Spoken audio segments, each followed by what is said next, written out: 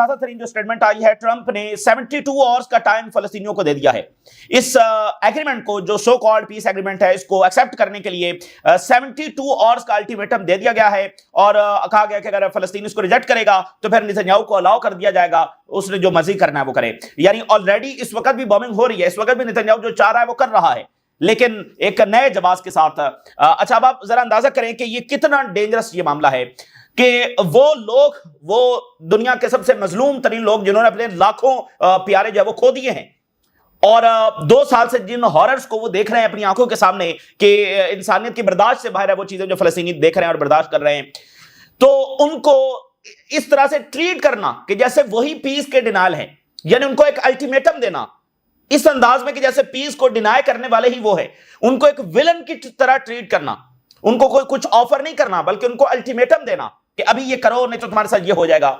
یعنی دنیا کے سب سے بڑے وکٹمز کو آپ ذرا اندازہ کریں کہ ایک ویلن کے طور پر جو ٹریٹ کیا جا رہا ہے، اور ان کو اس طرح سے ٹریٹ کیا جا رہا ہے کہ جیسے پیس کو، امن کو ریجیکٹ کرنے والے فلسطینی ہیں اور امن کی بات کرنے والے جو ہے وہ اسرائیلی ہیں۔ اور جو اس وقت جو لینگویج استعمال کی جا رہی ہے، جو بیہیویئر ہے، جو انٹینشنز ہیں، they are very very dangerous, اور یہ معاملات کو بہت زیادہ خرابی کی طرف لے کر جائیں گے۔ ادھر فریڈم فلاٹیلا جو ہے وہ چند گھنٹے صرف دور رہ گیا ہے غزہ سے، وہ بالکل یعنی ان واٹرز میں داخل ہو گیا ہے جو بہت غزہ کے قریب ہے، اور وہ اسرائیل کی جو انٹرسیپشن رینج ہے اس میں وہ داخل ہو گیا ہے، تو چند گھنٹے دور ہے وہ غزہ کے ساحلوں سے، اور کسی بھی وقت اسرائیل ان کے پر جب اٹیک کر سکتا ہے۔ نتنیاہو نے آرڈر کیا ہے کہ کسی صورت یہ فلاٹیلا جو ہے یہ غزہ کے ساحلوں تک جب نہ پہنچ نہیں پائے، اور ادھر سے ٹرکی نے جوائن کر لیا ہے جو مذاکراتی ٹیم ہے، یعنی مصر اور قطر اس سے پہلے تھے 2 فریقہ، ٹرکی نے بھی میڈیشن کو جب وہ جوائن کر لیا ہے۔ یہ تمام ملک جو ہے وہ چونکہ انہوں نے ٹرمپ کے پلان کو ایکسپٹ کر لیا ہے، تو یہ حماس کو پریشرائز بھی کر رہے ہیں اور اس کو کنونس کر رہے ہیں کہ وہ اس پلان کو جب ایکسپٹ کر لے، جو کہ ایک سرنڈر ڈاکیومنٹ ہے، اور اس میں سسٹمیٹیکلی مزید جواز ہوگا اسرائیل کے لیے ٹو ایکسپینڈ۔ اور گلوبل سٹیج کے اوپر بھی ناظرین ہم جنگوں کی طرف جا رہے ہیں۔ جو اہم ترین میٹنگ ہونا تھی امریکن جنرلز کی وار سیکرٹری کے ساتھ اور ٹرمپ کے ساتھ وہ ملاقات ہوئی ہے، اور اس میں وار سیکرٹری نے آرڈر کیا ہے کہ اب کے بعد دا سول پرپز، ایک ہی ہمارا مقصد ہے، دیٹس آور وار۔ اس نے آرڈر کر دیا ہے کہ اب ہمارا ایک ہی پرپز ہے اور وہ جنگیں ہیں، اور اس نے کہا کہ ہم جنگیں اس لیے نہیں لڑ رہے ہیں کہ ہمیں جنگیں پسند ہیں، بلکہ ہم امن کے لیے لڑ رہے ہیں۔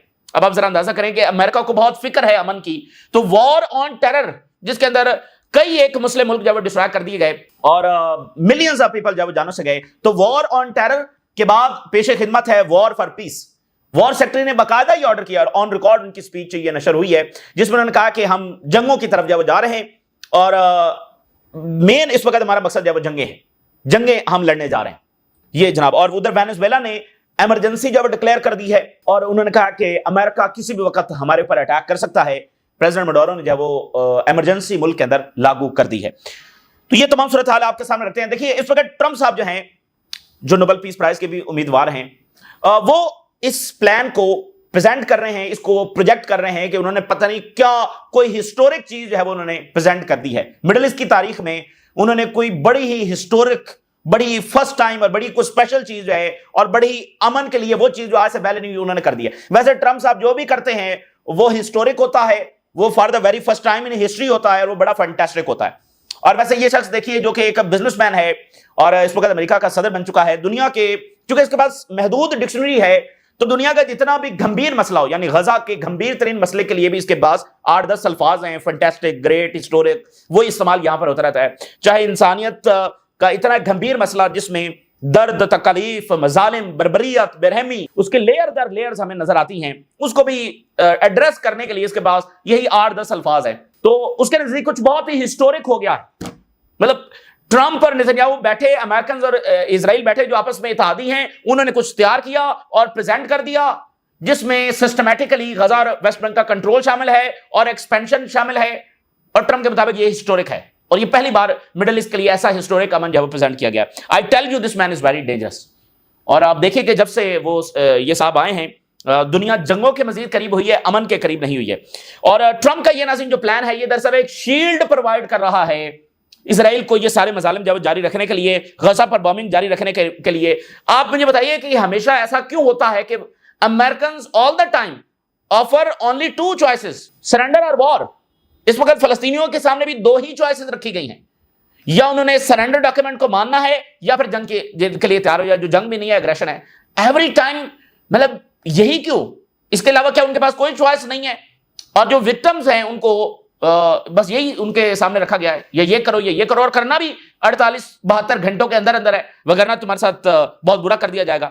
دیکھیے اسرائیل اور امریکہ جو ہے وہ اتحادی ہیں پچھلے 50 سال سے, اور یہ پارٹنر ہیں ہر ایک چیز میں جو مڈل ایسٹ میں ہوتی ہے, اور ان کے انڈرسٹینڈنگز ہیں وہ بہت کلیئر ہیں.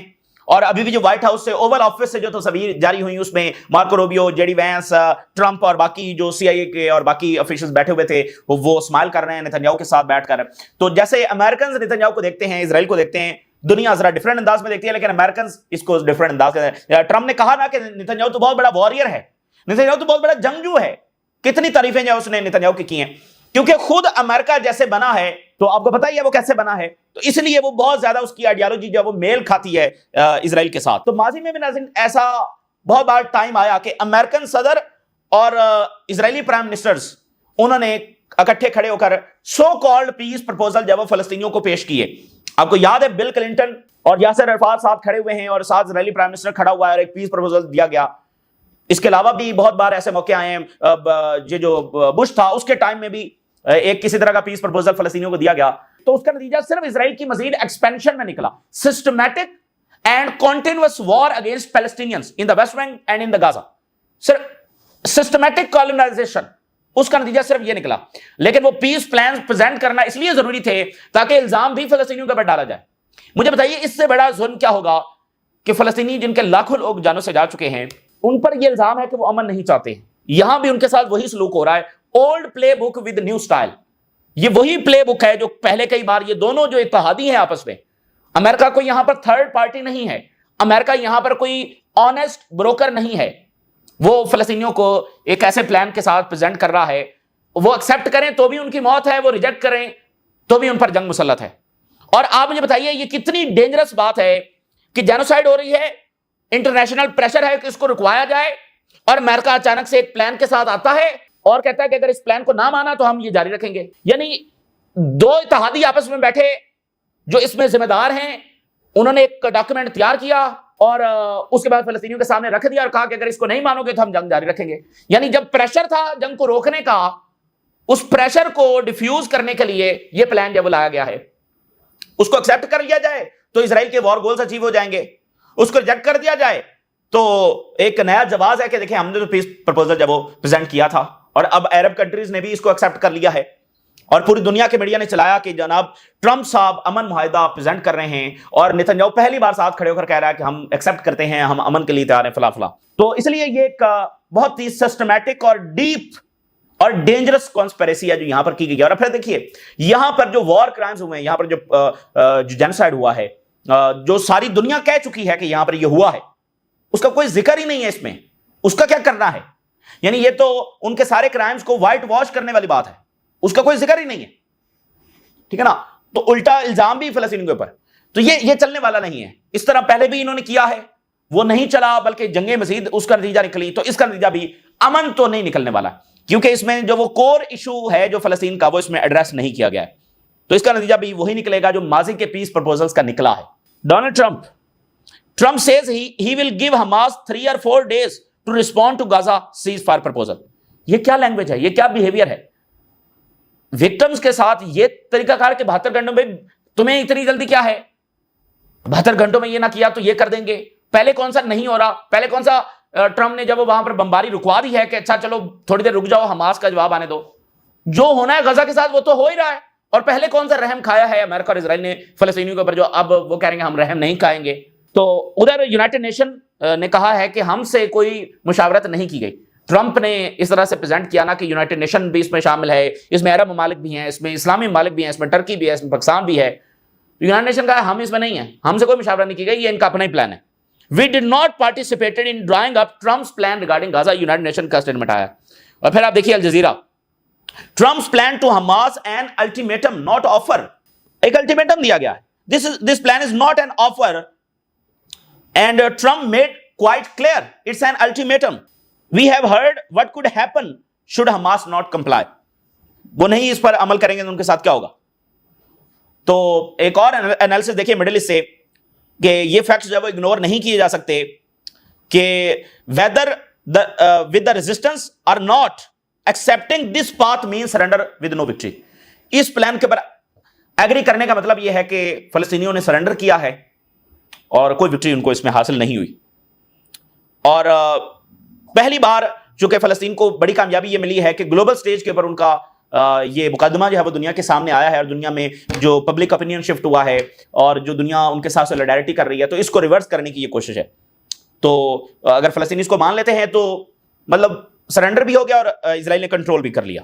اور پھر ایک اور انالیسس دیکھیے کہ اگر آپ اسرائیل کے سامنے عرب ممالک اس طرح سے مان جاتے ہیں اور حماس کو الٹا پریشرائز کرتے ہیں اس ڈاکومنٹ کو ماننے کے لیے, اسرائیل کی وائلیشنز نہیں رکے گی بلکہ وہ مزید ایکسٹریم ایکشن لے گا, مزید بروٹل ہوگا, اور نارملائزیشن جو ہے وہ اس کے مزید راستے کھلیں گے, اور براڈر لیجیٹیمیسی اسرائیل کو جو ہے وہ حاصل ہو جائے گی to do whatever he wants to do. اور لاکھوں فلسطینی جو ہے وہ مارے گئے اور اس میں زخمی ہوئے, اور نتیجہ کیا نکلے گا کہ مزید نارملائزیشن, مزید اسرائیل کا کنٹرول اور ریٹرن آف اسرائیلی ڈیٹرنس. بھئی اسرائیل کی ہیجمنی قائم ہوگی نا کہ اپنی ٹرمز پر اس نے چیزیں منوائیں, اور اس کا نقصان پورے ریجن کو ہوگا. پورے ریجن کو اسرائیل جو وہ تھریٹ کرے گا اگین اور دوبارہ اٹیک کرے گا. لیبنن اور سیریا کا مسئلہ وہیں پر ہے.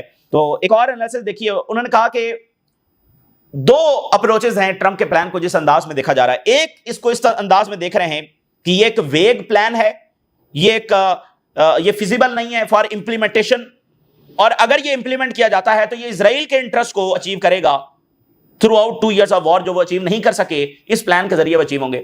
دوسری طرف کچھ جو ہیں وہ اس پلان کو اس انداز میں دیکھ رہے ہیں, یہ ایک اپرچونٹی ہے اچیونگ پیس, غزہ کو ریبلڈ کرنے کی, ریجن کو سٹیبلائز کرنے کی. تو یہ دو اپروچز ہیں جس کے ساتھ دیکھا جا رہا ہے. مثال کے طور پہ عرب ملک تو اس کو اسی اپروچ کے ساتھ دیکھ رہے ہیں, اس لیے وہ اس کو ویلکم کر رہے ہیں. تو اس میں ایک اور بات ہے بڑی امپورٹنٹ. ایک ویسے تو یہ پورا پلان ہی بڑا ویگ ہے کہ جس کو ایکسپلائٹ کر سکے اسرائیل.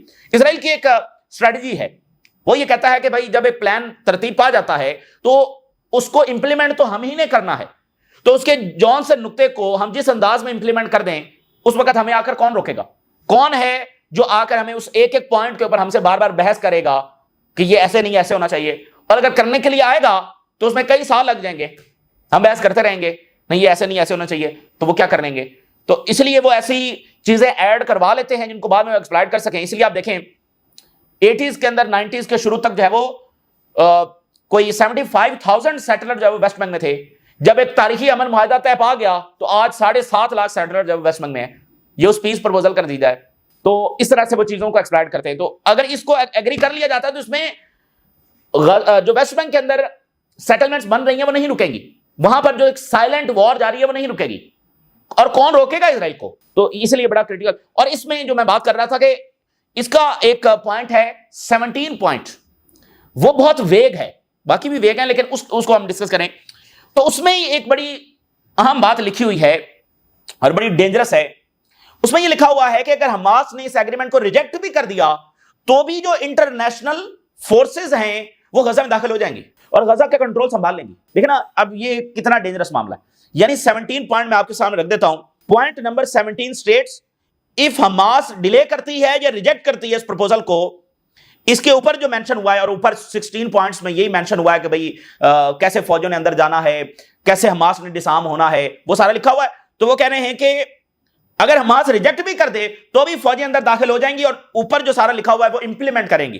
اور کیا امپلیمنٹ کریں گی؟ غزہ کو ڈسارم کریں گی, حماس کو ڈسارم کریں گی, یہ ساری چیزیں وہ کریں گی. حماس اگر اس پروپوزل کو ریجیکٹ بھی کر دے فوجیں داخل ہو جائیں گی, including the expansion of the aid operations in terrorism free areas handed over by the occupying forces to the stabilization forces. جو یہ فورس ہے جو باہر سے آئے گی اس کو stabilization force کہا جا رہا ہے, اور وہ کہہ رہے ہیں کہ terrorism free areas میں یہ کنٹرول سنبھالے گی. اس کا کیا مطلب ہے؟ یہ بھی ایک ویگ ٹرم ہے, یعنی کہ جہاں پر حماس نہیں ہے وہ ایریا, یعنی جو اسرائیلی فوج ہے وہ قبضہ کر کے اس فوج کے حوالے وہ علاقے کرتی چلی جائے گی جس کو وہ ٹیررزم فری ایریا قرار دے رہے ہیں جہاں پر حماس نہیں ہے. تو یہ دونوں فوجیں اندر پہنچ کر حماس کے خلاف لڑیں گی اور اس کو ڈسارم کریں گی. اس کے نتیجے میں یہ ہوگا. تو عرب ملکوں کی فوجیں تو پھر داخل ہونے والی نہیں ہیں, تو پھر کس کی فوجیں جو اس میں داخل ہوں گی؟ عرب فوجوں کی یہ ضرورت نہیں ہے کہ وہ غزہ میں داخل ہو کر حماس کے خلاف لڑیں, تو پھر کون جائے گا؟ تو یہ بڑا ڈینجرس پوائنٹ ہے. دس مین کہ اگر حماس ریجیکٹ کرتی ہے ایگریمنٹ کو, international forces from Arab and western countries وہ داخل ہو جائیں گی, اور they will work to secure the area militarily and disarm the resistance. यानी फोर्सफुली फिर वो हमास को डिसआर्म करेंगे एंड इन्फोर्स करेंगे तमाम इस एग्रीमेंट की टर्म्स को. Very dangerous. यानी अगर हमास रिजेक्ट भी कर दे तो इस प्रपोजल के पॉइंट 17 के मुताबिक फौजें फिर भी दाखिल हो जाएंगी और रेजिस्टेंस को जबरदस्ती फोर्सफुली इजरायली फौज के साथ मिलकर रेजिस्टेंस को डिसआर्म करेंगी. अरब फौजें कभी भी दाखिल नहीं हो सकती. और हमास ने कोई 1.5 साल कबल ये बात की थी, बाहर से जो भी फौज आएगी उसको हम ऑक्युपायर ही ट्रीट करेंगे. तो फिर इसका मतलब जो भी आएगा हमास की उसके साथ भी जंग होगी. और अब आप देखिए हमास की आपस में मीटिंग्स हो रही हैं और बाकी मुल्कों के साथ मीटिंग्स हो रही हैं. मिस्र के जो इंटेलिजेंस हेड हैं उनकी हमास के साथ जो मीटिंग हुई है. और कतर से इसके Turkey to participate in talks with Hamas on Trump Gaza ceasefire plan. Turkey भी इसके अंदर जब शामिल हो गया है और 50 से ज्यादा शिप्स फ्रीडम फ्लोटिला के वो दाखिल हो गए हैं उधर, चंद घंटों में गजा से दूरी पर हैं. और उधर से नेतन्याहू ने ऑर्डर किया कि ये किस सूरत पहुंचने ना पाए. तो काफी उधर क्रिटिकल मोमेंट आ गया है. देखते हैं वहां पर क्या होता है. साउथ कोरिया के जो प्रेसिडेंट हैं उनके स्पेशल इन्वाय मिस्र आए हैं और फलस्तीनी रियासत के ऊपर बात हुई है. साउथ कोरिया के बड़ी इंपॉर्टेंट बात है कि वो मिस्र के साथ आकर मुलाकात कर रहे हैं. जनाब अली, दुनिया में डेंजरस बात यह है कि जंगें होने जा रही हैं और अमेरिकन सदर जो है वो अमन के नाम पर आए और अभी वो कहते हैं कि मैं अमन करवाने वाला हूं, लेकिन मसला यह है कि वो तो जंगें छेड़ने वाले हैं. US secretary of war generals के साथ खिताब कर रहा है. The world needs real leaders and piece will be through strength. जिसको चाइना ने कहा ये सबसे डेंजरस बात है, piece through strength. War secretary threatening with Wars from now on. अब से बाद यूएस मिलिट्री की जॉब ये होगी कि वो पीस क्रिएट करेंगे थ्रू वॉर्स. ऐसे पीस को भी जितना एक्सप्लॉइट इन्होंने किया ना, पीस के टर्म को, इजराइल भी जो कुछ कर रहा है वो पीस के नाम पर कर रहा है. तो हम जंगें करने जा रहे हैं किस लिए? अमन के लिए. No more identity politics, no more man in dresses, our focus is on combat. अब बस फौजी वर्दियां पहन लो और अब हम जंगों में जा रहे हैं. मतलब अब मुझे बताएं इससे ज्यादा डेंजरस बात क्या होगी? दुनिया जब आलमी जंग के दहाने पर खड़ी हुई है, वॉर सेक्रेटरी पूरी दुनिया से अमेरिकन जनरल्स को बुलाकर ये कह रहे हैं कि हम जंगों की तरफ जा रहे हैं. We are preparing to produce a 6th generation fighter jets, Trump ने अनाउंस किया है. और ये सबसे ग्रेटेस्ट फाइटर एयरक्राफ्ट होगा इन द हिस्ट्री. ट्रंप जो भी करते हैं वो हिस्ट्री में पहली बार होता है और सबसे ग्रेट होता है. और इराक में वो अपनी फौजें जब रिपोजिशन करने जा रहे हैं, अमेरिका अपनी फौजें रिपोजिशन करने जा रहा है. और वेनेजुएला ने स्टेट ऑफ इमरजेंसी डिक्लेयर कर दी है अमेरिकन अटैक की उसमें कि वो किसी वक्त हमला कर सकते हैं. एक्सटर्नल थ्रेट्स इस वक्त हमें हैं, हमला हो सकता है. और वेनेजुएला के जो अपोजिशन लीडर हैं वो ट्रंप की इंतजामिया के साथ राब्ते में हैं. मार्को रूबियो के साथ और CIA के साथ उनका राब्ता हो रहा है. मडोरो को जो है वो उनका तख्ता उलटने के लिए न्यूयॉर्क टाइम की खबर है. और मार्को रूबियो और CIA डायरेक्टर जो है वो बहुत ज्यादा पुश कर रहे हैं रिजीम चेंज के लिए वेनेजुएला में. और उसमें इजराइल भी जाहिर है कि इन्वॉल्व है क्योंकि प्रेसिडेंट मडोरो जो है उनको पसंद नहीं है. मडोरो declare state of emergency over US aggression. Dangerous and dangerous. तो ये जनाब अली इस वक्त की सूरत हाल है. और एक वेग एग्रीमेंट जिसको अभी भी दुनिया समझने की कोशिश कर रही है, लेकिन इसमें कोर इशू को डिस्कस नहीं किया गया, इसमें कोर इशू को एड्रेस नहीं किया गया है. और एक अल्टीमेटम, थ्रेट्स, जंगें और अरब लीडर मेरा ख्याल है कि उनके पर बड़ी भारी जिम्मेदारी है. अगर वो इसको अनकंडीशनली सपोर्ट कर लेते हैं जैसे कि वो कह रहे हैं हम तो एक्सेप्ट कर रहे हैं, तो फिर ये बड़ा डेंजरस होगा क्योंकि ये एक ट्रैप है, ये इन सब के लिए ट्रैप है. और ये कोई अमन नहीं लेकर आएगा, ठीक है ना. ये कोई अमन नहीं लेकर आएगा, जैसे पहले भी नहीं आया और अब भी नहीं आएगा, बल्कि मजीद जंगें होंगी. तो ये इस वक्त की ताज़ा तरीन सूरत हाल जो आपके साथ शेयर किया हमने. राज लगा कर इजाज़त दीजिए. अल्लाह हाफ़िज़.